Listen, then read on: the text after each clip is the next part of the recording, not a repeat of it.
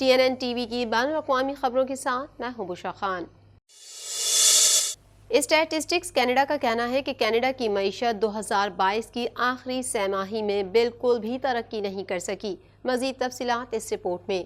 Statistics Canada کا کہنا ہے کہ کینیڈا کی معیشت 2022 کی آخری سہ ماہی میں بالکل بھی ترقی نہیں کر سکی اور دراصل دسمبر میں سکڑ گئی، لیکن مایوس کن اعداد و شمار کے نیچے معیشت کو رواں دواں رکھتے ہوئے صارفین کے اخراجات میں لچک ہے۔ ماہرین کا کہنا ہے کہ صارف، جو کہ کینیڈا کی معیشت کا اصل انجن ہے، اب بھی نسبتاً بہتر کارکردگی کا مظاہرہ کر رہا ہے۔ اگرچہ سہ ماہی کے لیے ترقی رک گئی، کینیڈینوں نے دیکھا کہ ان کی ڈسپوزیبل آمدنی ان کے برائے نام اخراجات سے زیادہ تیزی سے بڑھ رہی ہے، جس سے وہ زیادہ پیسے بچا سکتے ہیں۔ موسم گرما میں 8.1% کی بلند ترین شرح کے بعد کینیڈا کی سالانہ افراط زر کی شرح جنوری میں 5.9% پر آ گئی۔ بینک آف کینیڈا نے پیش گوئی کی ہے کہ افراط زر 2023 کے وسط تک 3% تک کم ہو جائے گا اور اگلے سال 2% کے ہدف پر واپس آ جائے گا۔ یہ امید ہے کہ افراط زر تیزی سے معاشی بدحالی کے بغیر ہدف پر واپس آ سکتا ہے۔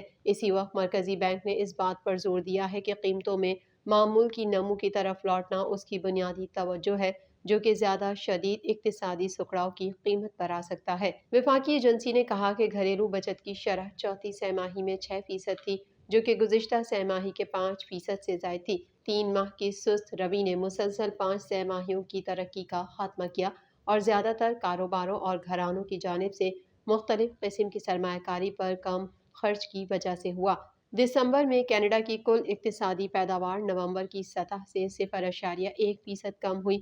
سالوں کی تیز رفتار ترقی کے بعد کینیڈا کا ہاؤسنگ سیکٹر گزشتہ سال ڈرامائی طور پر ٹھنڈا ہو گیا، کیونکہ خریداروں اور مالکان نے بینک آف کینیڈا کی شرح میں اضافے کی ریکارڈ ترتیب دینے والی رفتار کے اثرات کو ہضم کر لیا۔ مجموعی طور پر 2022 کے لیے ہاؤسنگ سرمایہ کاری میں 11% سے زیادہ کی کمی واقع ہوئی۔ ماہرین کا کہنا ہے کہ جوابی طور پر کمزور معاشی اعداد و شمار کینیڈا کے مرکزی بینک کے لیے خوشائن خبر کے طور پر آ سکتے ہیں، جو ملک کی افراط زر کی شرح کو کم کرنے کی کوشش کر رہا ہے۔ کینیڈین جی ڈی پی پر تازہ ترین ریڈنگز بینک آف کینیڈا کو اگلے ہفتے اپنے وقفے کا دفاع کرنے کی اجازت دے گی، اس بات کے معتبر ثبوت کے ساتھ کہ افراط زر اور معیشت سست ہو رہی ہے۔ کینیڈین صوبے انٹیریو کے کچھ حصے اس ہفتے ممکنہ طور پر ایک اور برفانی طوفان کا سامنا کر سکتے ہیں۔ مزید احوال اس رپورٹ میں۔ کینیڈین صوبہ انٹیریو کے کچھ حصے اس ہفتے ممکنہ طور پر ایک اور برفانی طوفان کا سامنا کر سکتے ہیں۔ ماہرین موسمیات کے مطابق یہ امکان بڑھ رہا ہے کہ جمعے کو ایک طوفان پورے خطے میں پھیل جائے گا۔ پورے جنوبی انٹیریو میں 10 سے 20 سینٹی میٹر تک برف پڑ سکتی ہے۔ ماہرین موسمیات کا کہنا ہے کہ ایسا لگتا ہے کہ رات میں تیز ہواؤں کے ساتھ ایک اور ممکنہ طور پر اہم برفانی طوفان ہو سکتا ہے۔ یہ جاننا ابھی قبل از وقت ہے کہ نچلی سطح کیسے ٹریک کرے گی یا طوفان کب ٹکرائے گا، لیکن تفصیلات آنے والے دن مزید واضح ہو جائیں گے۔ ایک بار پھر برف کے علاوہ برف کے گولے اور جمنے والی بارش کا امکان ہوگا۔ اتوار تک حالات میں بہتری کے ساتھ ہفتے تک بھی قابل قدر برفباری متوقع ہے۔ انوائرمنٹ کینیڈا کے مطابق جمعے کو انٹیریو سے ٹکرانے والے اس طوفان کا امکان زیادہ ہے، لیکن برف باری کی مجموعی تعداد اب بھی غیر متوقع ہے۔ امریکی ہاؤس ریپبلکنز نے کینیڈین امریکی سرحد سے متعلق امریکی صدر کو تنقید کا نشانہ بنایا ہے۔ مزید جانتے ہیں اس رپورٹ میں۔ امریکی ہاؤس ریپبلکنز نے کینیڈین امریکی سرحد سے متعلق امریکی صدر کو تنقید کا نشانہ بنایا ہے۔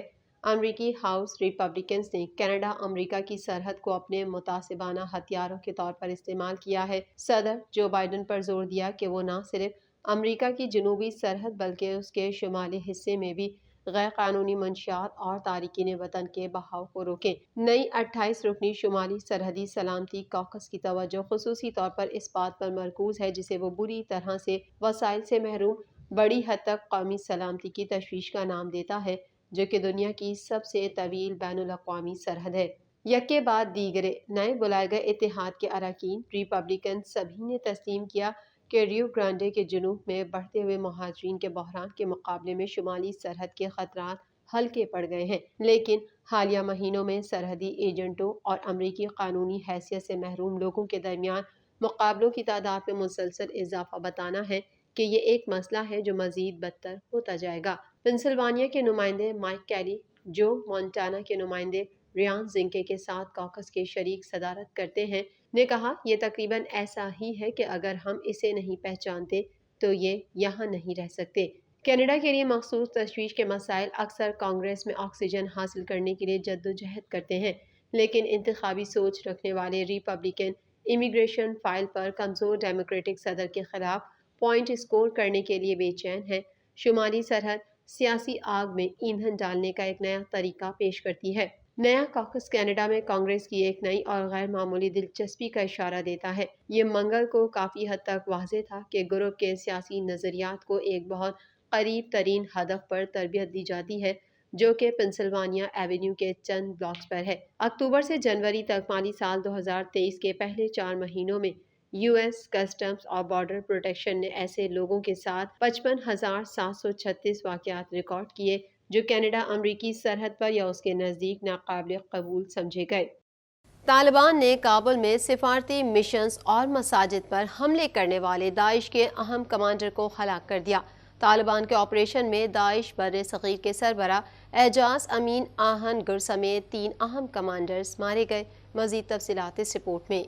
طالبان نے کابل میں سفارتی مشنز اور مساجد پر حملے کرنے والے داعش کے اہم کمانڈر کو ہلاک کر دیا۔ طالبان کے آپریشن میں داعش بر صغیر کے سربراہ اعجاز امین آہن گر سمیت 3 اہم کمانڈر مارے گئے۔ غیر ملکی میڈیا رپورٹ کے مطابق طالبان نے رواں ہفتے انٹیلیجنس بنیاد پر کیے گئے آپریشن میں داعش خراساں کے اہم کمانڈرز کو ہلاک کر دیا، جبکہ ایک کمانڈر کو حراست میں لے کر اسلحہ اور گولہ بارود بھی تحویل میں لے لیا گیا۔ افغانستان کے دارالحکومت کابل میں سیکیورٹی فورسز نے داعش کے خلاف آپریشن کیا۔ کارروائی میں داعش کا علاقائی انٹیلیجنس اور آپریشنز چیف قاری فاتح ساتھی سمیت ہلاک ہو گیا۔ طالبان حکومت کے ترجمان ذبیح اللہ مجاہد نے اپنے بیان میں بتایا کہ قاری فاتح کابل میں سفارتی مشنز اور مساجد پر ہوئے حملوں کا ماسٹر مائنڈ بھی تھا۔ طالبان کی سیکیورٹی فورسز نے کابل میں داعش کے عسکری ونگ کے 2 اہم کمانڈر کو ہلاک کر دیا، جس میں سے ایک قاری فتح ہے جو امیر الحرب بھی رہا اور آپریشن چیف تھا۔ انہوں نے مزید کہا کہ سیکیورٹی فورسز کے ایک اور آپریشن میں برصغیر پاک و ہند میں داعش گروپ کا سرغنہ اعجاز امین آہنگر بھی 2 دیگر دہشت گردوں کے ساتھ مارا گیا۔ ذبیح اللہ مجاہد نے مزید لکھا کہ سیکیورٹی فورسز کے ایک اور آپریشن میں برصغیر پاک و ہند میں داعش گروپ کا سرغنہ 55 سالہ اعجاز امین المعروف ابو عثمان الکشمیری بھی مارا گیا، جو کابل میں سکھوں کی عبادت گاہ میں خودکش حملے کا ماسٹر مائنڈ بھی تھا۔ گزشتہ سال جولائی میں اقوام متحدہ کی سلامتی کونسل کی ایک رپورٹ میں فاتح کو داعش کا ایک اہم رہنما قرار دیا گیا تھا، جس پر بھارت، ایران اور وسطی ایشیا میں فوجی کارروائیوں کا الزام عائد کیا گیا۔ داعش غیر ملکیوں، مذہبی اقلیتوں اور سرکاری اداروں پر حملے کرتے ہوئے طالبان کے حکمرانی کے لیے سب سے بڑا سیکیورٹی چیلنج بن کر سامنے آئی ہے۔ داعش نے دسمبر میں کابل کے ایک ہوٹل پر حملے کی ذمہ داری قبول کی تھی، جس میں 5 چینی شہری زخمی ہوئے تھے، جبکہ دسمبر میں بھی اس گروپ نے کابل میں پاکستانی سفارت خانے پر حملہ کیا تھا۔ امریکہ میں برفانی طوفان کے باعث فضائی سفر میں رکاوٹیں اور ہزارہ گھروں کو بجلی کی فراہمی معطل ہو گئی، جبکہ سینکڑوں اسکول بھی بند ہیں۔ مزید جانتے ہیں اس رپورٹ میں۔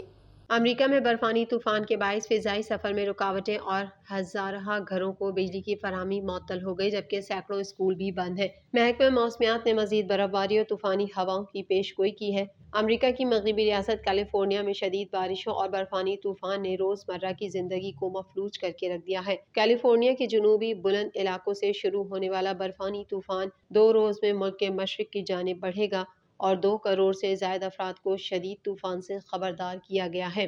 میڈیا رپورٹس کے مطابق کہ ریاست میں موسم کی خرابی کے باعث 1,26,000 سے زائد گھر بجلی کی سہولت سے محروم ہیں، جبکہ شدید بارش کے باعث لاس اینجلس شہر کے بعض علاقوں میں سیلابی صورتحال پیدا ہو گئی۔ حکام کا کہنا ہے کہ ریاست کے بلند مقامات میں کچھ شاہراہیں شدید برفباری کی وجہ سے ٹریفک کے لیے بند ہیں۔ اسی طوفان سے آج سے وسکانسن، میشیگن، نیو یارک اور بوسٹن ریاستیں بھی متاثر ہونے کی پیش گوئی کی گئی ہے۔ ماہرین موسمیات نے خبردار کیا ہے کہ خطے میں طوفان آج سے ایریزونا، ٹیکساس، اوکلاہوما اور کنساس کی طرف بڑھے گا۔ نشیبی علاقوں میں بارش اور اونچے علاقوں میں برفباری ہوگی، جبکہ کچھ علاقوں میں بگولے بھی پیدا ہو سکنے کا انتباہ دیا گیا ہے۔ اس طوفان کے امریکہ کی دیگر ریاستوں کی طرف بڑھنے کی توقع کی جا رہی ہے اور اس بنا پر حکام نے 50 ملین سے زائد شہریوں کے لیے خراب موسم کا انتباہ جاری کیا ہے۔ امریکہ کی قومی موسمیاتی سروس نے پیش گوئی کی ہے کہ آج بروز جمعرات کچھ علاقوں میں 2 فٹ برف باری کے ساتھ 95 کلومیٹر فی گھنٹہ کی رفتار سے ہوائیں چل سکتی ہیں۔ لاس اینجلس کے قریب عموماً گرم رہنے والے علاقوں میں بھی شدید برف باری متوقع ہے۔ TNN ٹی وی کے نیوز بلیٹن میں فی الوقت اتنا ہی۔ مزید خبروں اور اپڈیٹس کے لیے دیکھتے رہیے TNN ٹی وی۔